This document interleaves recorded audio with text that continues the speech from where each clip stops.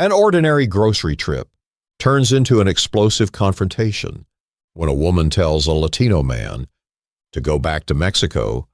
What he says next doesn't just freeze the store, it shatters every assumption in the room.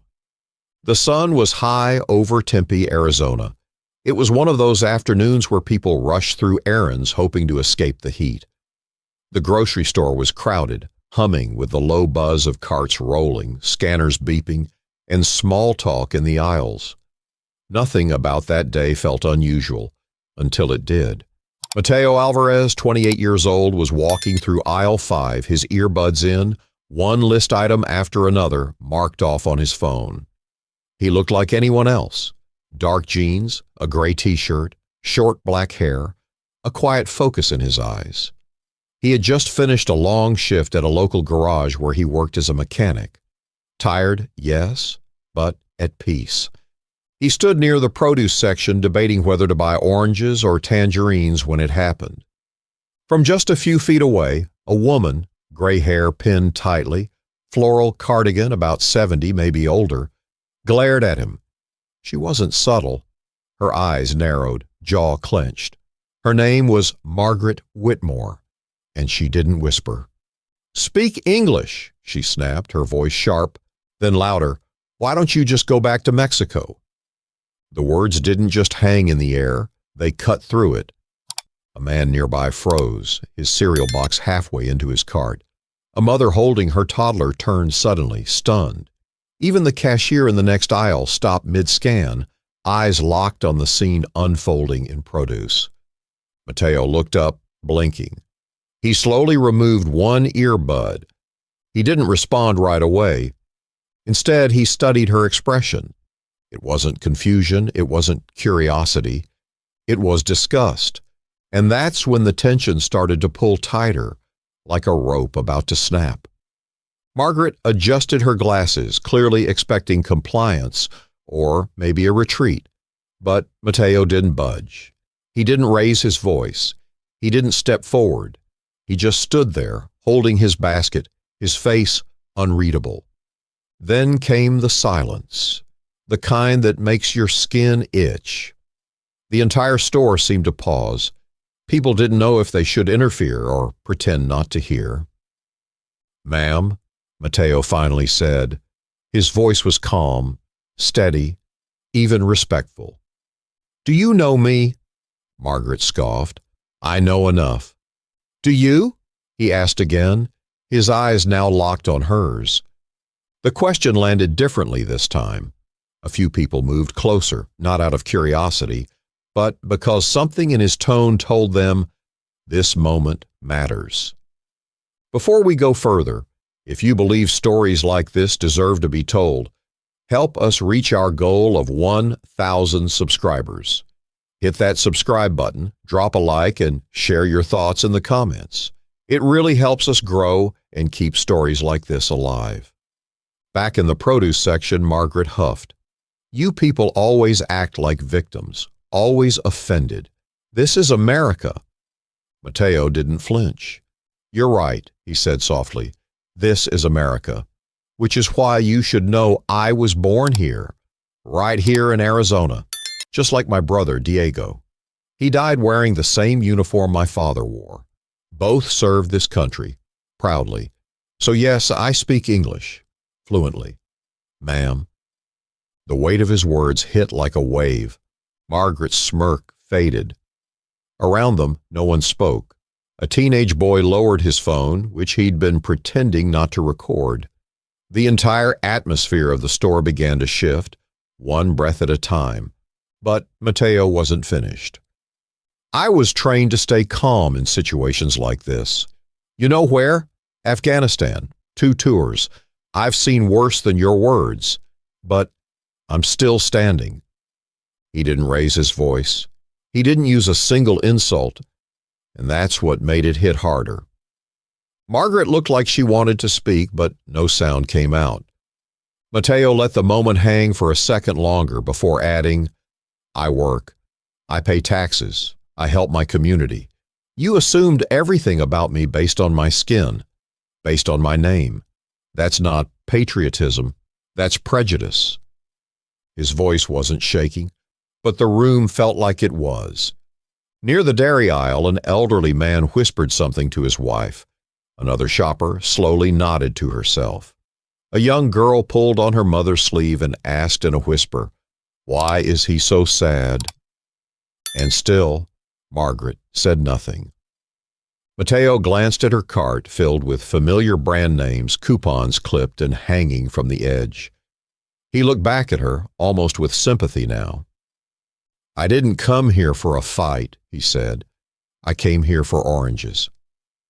He picked up the fruit he'd been eyeing earlier, placed it gently in his basket, and took a step back. But even as he moved away, no one around him could. Margaret stood still, flushed red, clutching the handle of her cart like it was the only thing anchoring her. A young store employee, Jordan, his name tag read, slowly walked toward Mateo, unsure whether to intervene or just say something. "You okay, sir?" he asked. Mateo nodded once. "I've had worse days." Then Jordan turned to Margaret, awkwardly clearing his throat. "Ma'am, do you need anything?" She blinked. No. But she didn't move either. And just then, Clara Ruiz, a woman who had been silently watching with her daughter, stepped forward. Her voice was soft but firm. "My father was treated like that once. He never forgot it. Neither did I. Thank you for saying what most of us never get the chance to." Mateo gave her a faint smile. Clara turned to Margaret. "You said he doesn't belong here. Maybe you're the one who's lost." Silence again. But it was a different kind now. Heavier, more thoughtful. A silence full of people reconsidering things they never questioned before. We're just getting started. To help us keep these stories alive, don't forget to hit subscribe, leave a like, and comment your thoughts below. It truly means the world as we work toward our goal of 1,000 subscribers. For several long seconds, no one moved. It was as if the entire supermarket had been placed on pause, frozen in disbelief over what had just unfolded. People who had been strangers minutes ago now shared a collective weight, a shared awareness that they'd just witnessed something much deeper than a disagreement. Margaret still stood stiff, one hand gripping her shopping cart, the other holding her purse like a shield. Her lips pressed into a thin line, her eyes darting across the crowd. She was searching, desperately, for someone to back her up. But all she saw were people avoiding her gaze, shaking their heads, or staring at her like she just said something unforgivable. And maybe she had. Mateo, on the other hand, wasn't looking for support. He had said what he came to say. He stood in the center of that storm with a calmness that only comes from surviving bigger battles. But what Margaret and most of the crowd didn't realize was that this moment wasn't just about defending himself. It was about honoring someone who couldn't be there. He took a breath. "You know," he said, his voice still low, still steady, "my brother used to tell me that the hardest fights don't always come on the battlefield. Sometimes they come right here, on your own streets, in grocery stores, in neighborhoods you thought were home." A ripple moved through the group of bystanders. People looked at him differently now, not just as a target of a racist comment, but as someone who had carried something heavy for a long time. "My brother Diego," Mateo continued, "was 3 years older than me. He joined the Marines the second he turned 18, said he wanted to serve something bigger than himself. He didn't make it to 30. A hush settled again.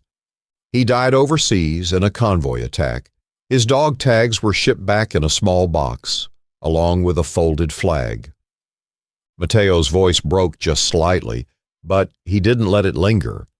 He straightened his shoulders, and when he spoke again, it was with a fierceness that commanded every pair of eyes in the room.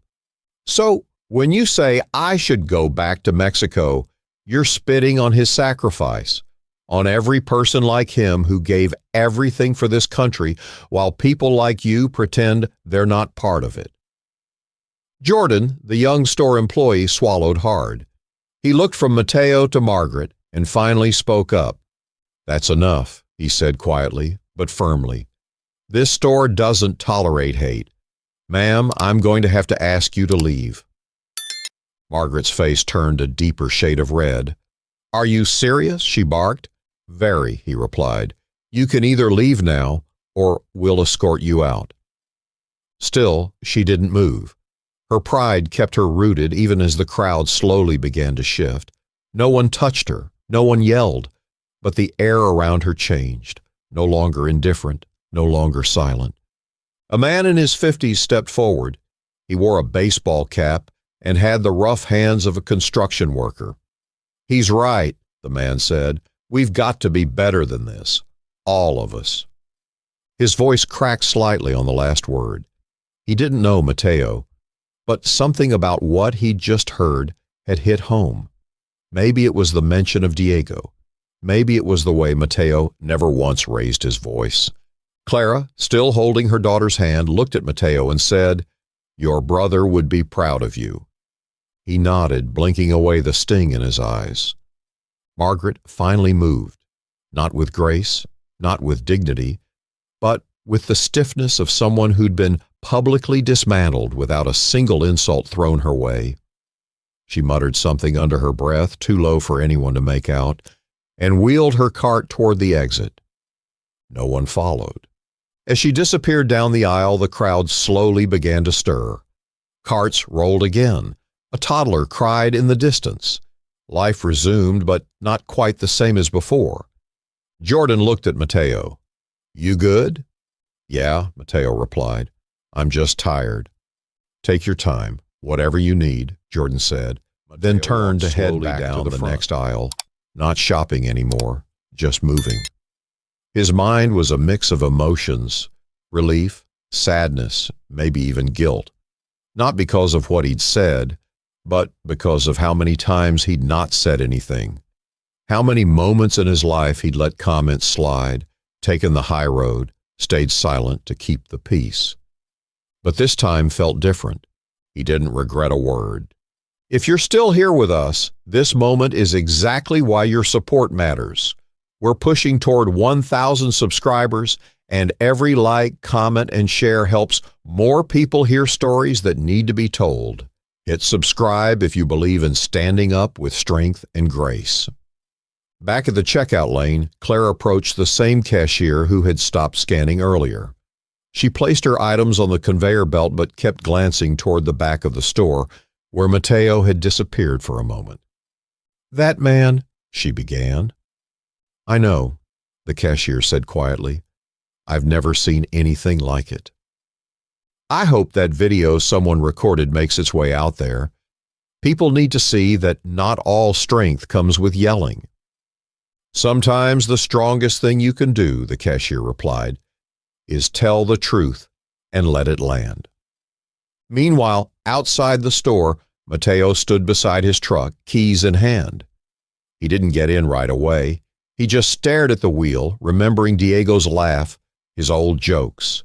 The way he always said, "Let 'em talk, then show 'em who you are." Mateo had done just that.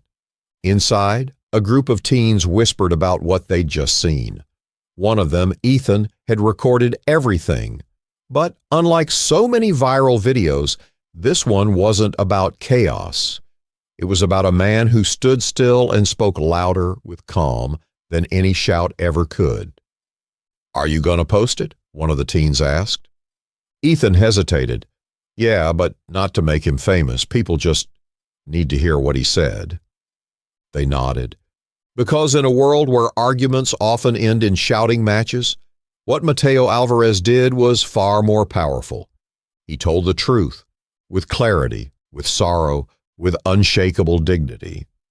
And the silence that followed spoke volumes.